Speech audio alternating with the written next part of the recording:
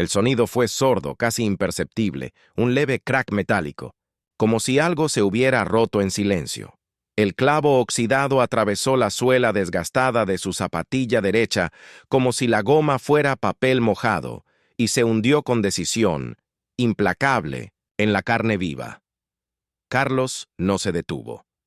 Caminaba por el patio de baldosas antiguas, desparejas, que crujían bajo sus pies como si protestaran por cada paso. El sol de marzo apenas acariciaba el suelo, pero el aire estaba espeso, denso, como si algo invisible pesara sobre la mañana. Carlos arrastraba los pies con la inercia de quien ya no espera nada nuevo. No hubo sobresalto, ni quejido, ni una mueca de dolor. No sintió el frío punzante del metal oxidado desgarrando la piel. No sintió la sangre, tibia, empezar a brotar como una advertencia sutil. Ni siquiera notó la humedad cálida que manchaba la tela de su zapatilla. Su cuerpo había dejado de hablarle, o, peor aún, él había dejado de escucharlo.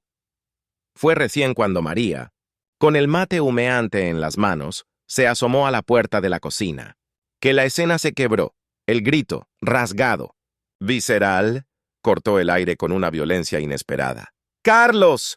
¿Qué es eso? Él bajó la mirada, y ahí, sobre las baldosas grises, el rastro de sangre. Formaba una línea trágicamente perfecta, como si alguien hubiera arrastrado un pincel rojo desde la entrada hasta donde él estaba. Su zapatilla, hundida, sucia, ya no parecía un calzado, era una trampa, y dentro de ella su pie parecía no pertenecerle. María dejó caer el mate. El ruido de la cerámica rompiéndose rebotó en las paredes como un eco de algo más grande que acababa de quebrarse. Carlos no dijo nada. Solo se quedó mirando su pie, como si no lo reconociera. Como si, en ese instante, entendiera que algo había muerto en él sin avisar. Y no era la carne. El cielo estaba despejado. La camioneta blanca, reluciente bajo el sol de la mañana, esperaba paciente en la entrada. Era sábado. Córdoba aún olía a pasto húmedo y café recién hecho. Tomás dormía en su habitación, agotado tras un viernes de entrenamiento con la selección juvenil. María había calentado el agua como cada mañana, con la rutina de quien ama a través de los gestos pequeños. Todo parecía normal. Todo era previsible. Todo menos eso. Carlos se había lastimado gravemente, y su cuerpo no se lo había advertido. Los nervios de sus pies ya no gritaban, eran como cables, cortados en una instalación, vieja, ciegos, mudos, inútiles, y lo peor de todo, Carlos. No tenía idea de cuándo había comenzado ese silencio mortal. ¿Cómo se empieza a luchar contra algo que no avisa cuándo llegó? El primer cable con corriente que tocó sin sentirlo debería haber sido su última advertencia. Era un martes apagado, con un cielo de ceniza que parecía caer sobre el barrio Jardín. Carlos trabajaba concentrado, o eso creía. Sus manos curtidas pelaban cables como quien pela una fruta conocida, pero su mente estaba lejos, inmersa en el eco sordo de las cuentas por pagar, el alquiler que subía, las cuotas del colegio. Cuando rozó el conductor vivo de 220 voltios, lo único que vio fue una pequeña chispa azul danzando en el aire. Nada más, ni una vibración, ni un cosquilleo, ni el más mínimo aviso de que la muerte había pasado rozando. Roberto, su compañero, lo miraba desde la escalera pálido. «Carlos, ¿no sentiste eso?», le dijo con la voz entrecortada. Te pegó la corriente de lleno. Carlos parpadeó. Miró sus manos como si fueran parte de otro cuerpo. El silencio dentro de él era absoluto. Un hueco, un vacío. No, no sentí nada. Esa noche, el insomnio lo mantuvo preso en la oscuridad. Se paseó por la casa tocando objetos como un niño que explora por primera vez. El agua caliente de la ducha que apenas cosquilleaba. El filo de un cuchillo que no dejaba huella. La textura áspera de la pared que no lograba atravesar. La niebla de sus nervios. Todo era distante, borroso, amortiguado, como si viviera dentro de un cuerpo blindado que ya no le pertenecía. María fue la primera en juntar las piezas del rompecabezas. Lo veía tropezar con los bordes del tapete, chocar con la mesa del comedor, derramar café sobre los platos. ¿Estás bien, amor? La pregunta se repetía cada día mientras ella le curaba raspones que él ni siquiera notaba. Carlos se encogía de hombros. Estoy cansado. Nada más. Pero adentro, en lo más profundo, algo murmuraba con voz tenue y cruel. Algo no está bien. Los fines de semana, cuando jugaba al fútbol con Tomás en el patio, el ritual padre-hijo comenzaba a deshacerse. El contacto de la pelota desapareció. El golpe seco contra el empeine, el control preciso, ya no estaban. Los pases salían desviados, torpes. Tomás lo miraba confundido, decepcionado. ¿Qué te pasa, papá? Estás jugando raro. Carlos inventaba excusas.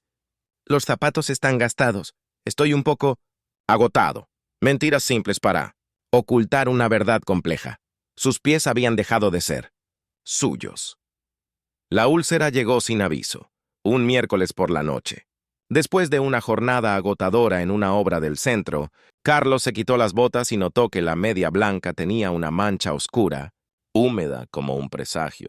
Pensó que era agua, sudor, cualquier cosa menos lo que era. Pero al quitarse la media, la verdad quedó al descubierto. Una herida abierta, profunda, cruel. Un tajo en la carne que no dolía, no ardía, no molestaba, no decía nada, era solo eso, un agujero en su cuerpo, que había pasado desapercibido. ¿Cuándo te hiciste esto?, preguntó María mientras lo limpiaba con agua oxigenada. La espuma blanca burbujeaba como si intentara gritar lo que Carlos no podía decir. No lo sé, murmuró él. No lo sentí. Y esas 4 palabras cayeron sobre la cocina como una sentencia. María lo miró. No respondió. No lloró. Solo lo miró. Y en sus ojos, Carlos vio el reflejo exacto de su propio miedo. La herida no cicatrizaba. Cada mañana, la examinaba frente al espejo con la esperanza inútil de que el tejido mostrara señales de recuperación. Pero la carne estaba gris, muerta, inmóvil. Una semana después, el olor llegó. Denso, dulzón, podrido, imposible de disimular. La carne estaba empezando a pudrirse. María lo obligó a pedir un turno. Carlos decía que lo haría, pero no lo hacía. Cada llamada que no hacía era una forma de negar lo evidente. Tenía miedo de oír lo que ya sabía. En el trabajo, el silencio también comenzó a envolverlo. Roberto lo evitaba, sin querer herirlo. El resto del equipo mantenía distancia. Un electricista que no siente la corriente es una bomba de tiempo, un riesgo para todos. Tómate unos días, che, le dijo Roberto con voz suave. Para que te recuperes. Carlos asintió. No dijo nada. Guardó sus herramientas con un cuidado ritual y caminó hacia la camioneta como quien baja el telón de una obra que ya no tendrá función. Esa noche, en la mesa de la cocina, el mundo seguía girando. María cocinaba fideos con salsa. Tomás resolvía ecuaciones en un cuaderno arrugado. La televisión vomitaba noticias que nadie escuchaba. Todo parecía igual. Pero para Carlos, nada lo era. Se sentía ausente. Un fantasma que aún respiraba. Sus manos ya no eran capaces de proteger ni construir. Sus pies eran solo peso muerto. Su cuerpo, su herramienta más fiel, lo estaba traicionando. Y nadie, ni siquiera él, sabía cómo detener esa caída. ¿Hasta dónde puede desintegrarse un hombre antes de desaparecer por completo? El consultorio olía a desinfectante y a una verdad que nadie quería escuchar. Carlos se sentó en la camilla metálica, con los pies desnudos colgando, mientras un temblor invisible recorría su espalda. El doctor Herrera, con sus manos firmes y su lupa de aumento, inspeccionaba cada rincón de la piel cuarteada como un arqueólogo que descifra ruinas.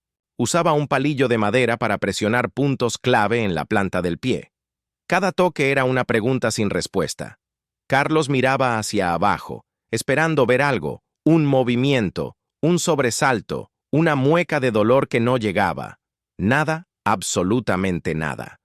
Era como si sus pies fueran 2 bloques de carne desconectados, como si ya no pertenecieran a su cuerpo. Señor Mendoza, dijo finalmente el doctor, sin levantar la vista de los papeles. Sus niveles de glucosa muestran un promedio de 250 miligramos por decilitro. Eso significa que en estos últimos 4 años, su diabetes ha estado fuera de control. Carlos sintió un golpe seco en el pecho, como si le hubieran arrancado el aire de golpe. Pero yo tomaba la pastilla todos los días, balbuceó. Doctor, yo me sentía bien. El doctor Herrera alzó la mirada, ojos cansados, pesados, llenos de historias que terminaban siempre igual. Su voz, sin adornos, cayó como una losa. El problema con la diabetes, señor Mendoza, es que cuando uno se siente bien, ya es demasiado tarde. Carlos tragó saliva. La camilla parecía más fría, el aire más denso. Usted tiene neuropatía diabética avanzada. Los nervios periféricos de sus extremidades están severamente dañados. Es irreversible. Las palabras flotaban en el aire como notas graves de un piano desafinado. Además, agregó el médico, hojeando otro informe, encontramos signos de retinopatía diabética en etapa inicial y también principios de nefropatía. Sus riñones están comenzando a fallar. Neuropatía, retinopatía, nefropatía. Carlos no entendía del todo qué significaban, pero el sonido bastaba. Eran palabras ásperas, hostiles, que parecían venir de otra lengua. Una lengua hecha para sentencias, no para esperanzas.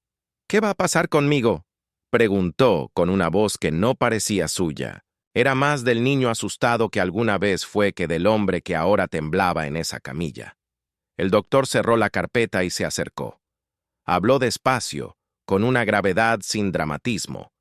La diabetes ha estado atacando su cuerpo en silencio, señor Mendoza. Los nervios de sus pies, los vasos sanguíneos de sus ojos, los filtros de sus riñones.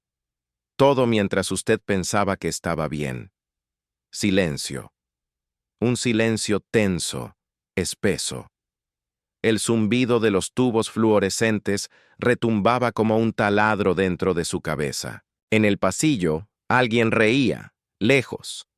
Adentro, Carlos escuchaba solo su propio corazón golpeando como si quisiera escapar. ¿Voy a quedar ciego?, susurró. ¿Voy a necesitar diálisis? El médico suspiró, como quien ya ha respondido esa pregunta demasiadas veces. No necesariamente, pero tenemos que actuar ahora. Su hemoglobina glicosilada está en 12%. Debemos bajarla a menos de 7. Eso implica un cambio radical. Alimentación, ejercicio, medicación, hábitos. Todo. María lo esperaba afuera, sentada en una de esas sillas plásticas azules que parecen hechas para incomodar. Sostenía una revista abierta, pero sus ojos no leían. Solo estaban allí para no mirar el reloj. Carlos salió del consultorio como si caminara en cámara lenta. Ella lo vio venir y supo. Supuso. Sintió. ¿Qué te dijo?, preguntó con un hilo de voz, como quien teme al eco de la respuesta. Carlos se sentó junto a ella. El plástico crujió bajo su peso. No hizo pausas. Le contó todo.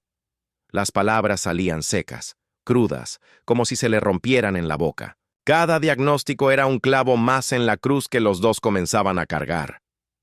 Esa noche, Carlos se sentó en el borde de la cama, la mirada perdida en la oscuridad.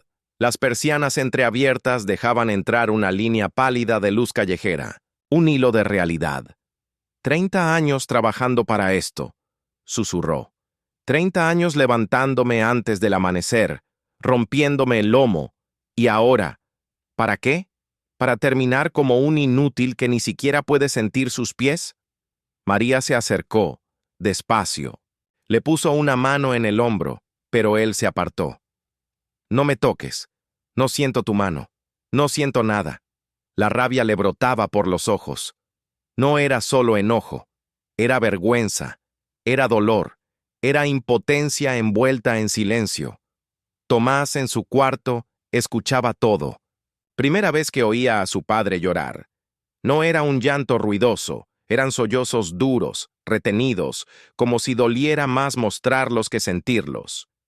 ¿Cómo vamos a vivir ahora?, repetía Carlos. ¿Quién va a contratar a un electricista que no siente la corriente? María no tenía respuestas, solo tenía brazos, y lo abrazó. Los días siguientes fueron un torbellino. Consultas, ecografías, exámenes, listas de espera. Cada especialista confirmaba lo que ya sabían. La diabetes había sido un ladrón, y Carlos, su víctima más distraída. Una noche, en medio de una cena silenciosa, Tomás lo miró y preguntó, ¿Te vas a morir, papá? Carlos tragó saliva. Lo miró a los ojos. Ese chico de 16 años aún creía que los padres no se rompen, que son indestructibles. No lo sé, hijo, dijo. Pero voy a luchar. Era una promesa hecha con los restos del orgullo, una bandera blanca envuelta en coraje. Pero la depresión llegó igual. Carlos pasaba horas inmóvil, mirando la nada. Sus manos, antes firmes, ahora eran extrañas. Sus pies, traidores. Su cuerpo, un campo minado. María intentaba todo. Recetas nuevas, palabras de aliento, videos motivacionales. Pero Carlos no estaba. Estaba lejos. Perdido en un laberinto hecho de miedo, una madrugada, con los ojos ardiendo por no dormir, encendió la vieja computadora de Tomás. El ventilador hacía ruido. La pantalla tardó en prender. Carlos escribió en el buscador con dedos torpes. ¿Cómo revertir la neuropatía diabética? No buscaba respuestas, buscaba milagros. ¿Y si la medicina no fuera suficiente? Eran las 3:23 de la madrugada cuando Carlos leyó la frase que encendió algo dentro de él. Estaba solo, rodeado del resplandor azulado de la pantalla, en un foro olvidado para personas con diabetes. Un tal Eduardo, carpintero jubilado, había escrito sin pretensiones. La hemoglobina glicosilada no es un número. Es la suma de todas las veces que decidiste cuidarte o abandonarte. Carlos se quedó mirando esas palabras como si le hubieran hablado directamente al pecho. No eran estadísticas, no, eran amenazas. Era una verdad, sencilla, dolorosa y liberadora. Eduardo contaba su historia sin dramatismo. Había perdido la sensibilidad en los pies hacía más de 10 años, pero se levantaba cada día.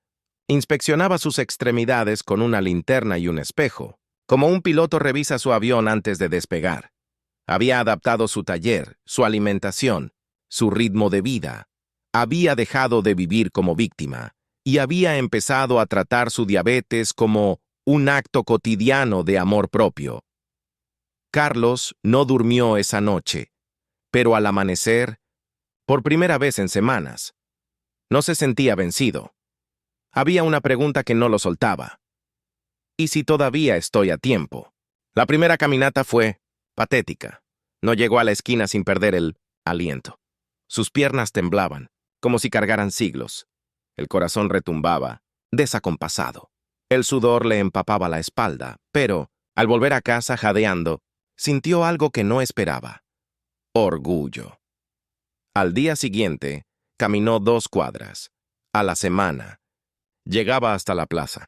A veces se sentaba a ver a Tomás entrenar. Otras, solo escuchaba a los pájaros. Su glucómetro, antes olvidado en un cajón, se convirtió en su nueva herramienta de trabajo.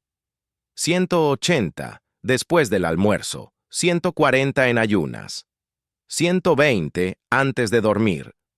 Números que empezaban a contar. Una historia diferente. María se convirtió en aliada, enfermera, chef y compañera de ruta. Juntos aprendieron a cocinar desde cero. Descubrieron que las lentejas podían ser un manjar, que la canela ayudaba más que el azúcar, que un paseo después de comer podía cambiar todo. La cocina se volvió laboratorio. La mesa, un lugar de reconstrucción. Se reían juntos, fallaban juntos, volvían a intentar, juntos. 3 meses después, algo inesperado sucedió. Carlos durmió toda la noche. Sin hormigueos, sin sobresaltos, sin fantasmas. Al despertarse, sintió una energía que no recordaba haber tenido. Sus análisis también hablaban. La glucosa promediaba 130 miligramos por decilitro. La hemoglobina glicosilada había bajado de 12 a 8%. Vamos bien, le dijo el doctor Herrera, sonriendo por primera vez. Sus riñones se están estabilizando, sus ojos están estables. Siga así. Carlos salió del hospital con una sensación nueva. Orgullo sin culpa. 6 meses después del clavo. Carlos estaba de pie en el mismo patio. El sol de la mañana tibia acariciaba las baldosas. Ahora, con zapatos cerrados. Ahora, con una lupa al lado del espejo. Ahora, con una nueva forma de ver la vida. Su cuerpo no había vuelto a ser el mismo. Pero él sí. O mejor dicho, era otro. Su antigua herramienta, las manos. Ya no sentían como antes, pero encontraron una nueva función: enseñar. Carlos se convirtió en profesor de electricidad en una escuela técnica.